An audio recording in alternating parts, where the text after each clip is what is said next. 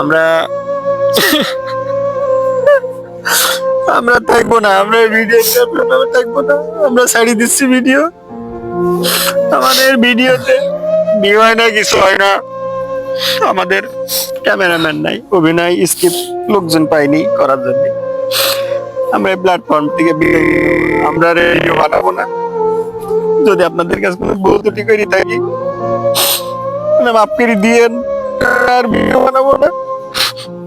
এ পর্যন্তই আমার কথা, আপনারা আমাদেরকে মাফ করে দিয়েন। চাইছিলাম এই প্ল্যাটফর্মে কিছু একটা করব, লাখো টাকার ফোন কিনলাম, মাইক্রোফোন কিনলাম।